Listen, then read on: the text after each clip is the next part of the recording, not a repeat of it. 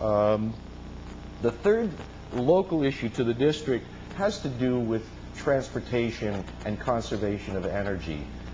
It's getting very hard for the soccer mom to put 80 bucks in that tank to run Junior down to the soccer field.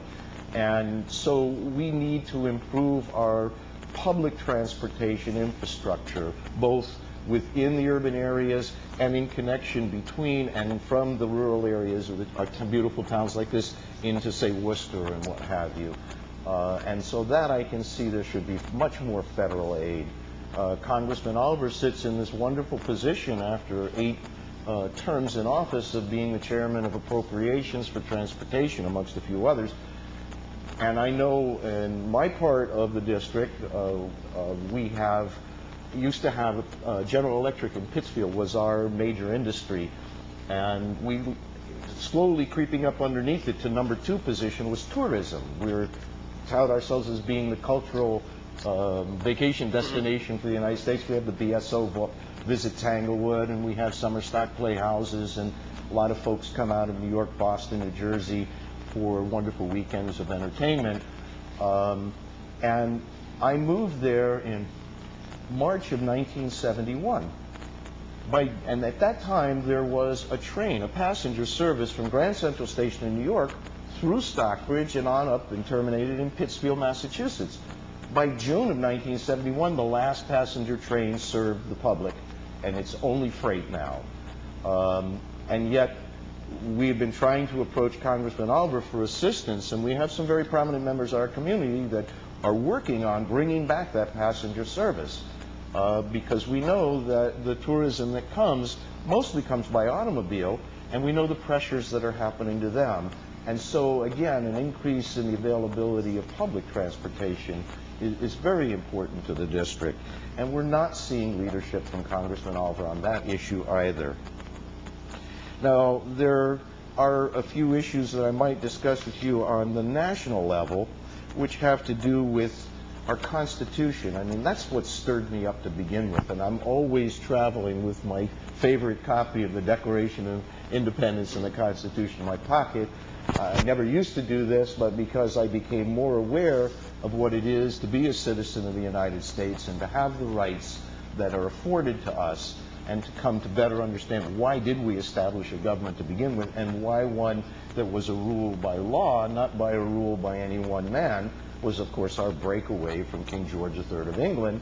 And this beautiful document that set up this well-balanced framework in which we could self-rule, I have noticed that the rights that we charge this government with protecting, they've been taking away slice by slice by slice with changes in FISA and etc. So I want to work very hard to restore our unalienable rights, our constitutional and our civil rights, and the rule of law under the United States Constitution. I've also worked very hard on electoral reforms, most specifically public funding of political campaigns. I sat on the steering committee of Mass Voters for Clean Elections from its formations back in 1995 through the passage of the Clean Election Law, Mass General Laws, Chapter 55A in November of 1998, and then began a 4-year battle with our legislature to get the law funded, only to see it in 2002 repealed by the Senate without even a voice vote after 1.1 million people said this is what we want here in Massachusetts. I have not given up on it because I do believe it's a way of balancing the playing field between the candidates and the voters, is to provide public funding, and I know that it is not expensive on the individual taxpayer. Not compared to what it's costing us the way the big money run system is today. Finally, I know that our national health care system is in very rocky territory. We're at a national budget of over $3 trillion a year. One of those $1 trillion is taken off by the insurance company just to cover their profits.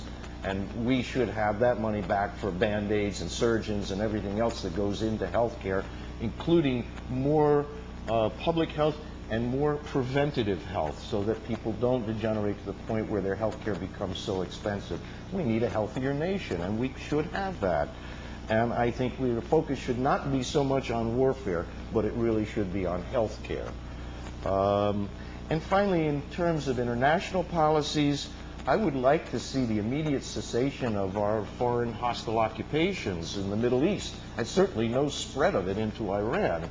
And that we start to institute the use of diplomacy and working with allies to bring about whatever help we can to those countries we have been trying to help with militaristic force. I use that word help loosely. And so I think that's a pretty good overview of where I'm coming from, of what I have in mind, what I'd like to be able to accomplish in these couple of years, if you folks would give me the opportunity. And so if you have questions, I'd be glad to embellish on any of that. Well, I'd like to start by talking a little bit about a couple of foreign policy issues. Surely. Because you had mentioned that one of the catalyst for you getting into the race was Congressman Olver's resistance to supporting a measure of impeachment. Yes. If you're elected, you'll be sworn into office less than 3 weeks before the president and the vice president leave the White House. Yes. Should the Congress still go forward with impeachment in that short time, or should they consider water under the bridge, or is there a third way? What should Congress do in 2009 in relation to the president and vice president? Well, there are a number of things after the fact. Impeachment is still available. As a practical matter, I don't believe the 111th Congress will pursue that.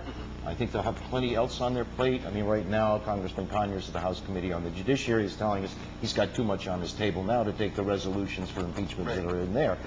I think he'll feel that way, and more so come 2009. So yes, impeachment would be an open avenue if the United States wanted redress.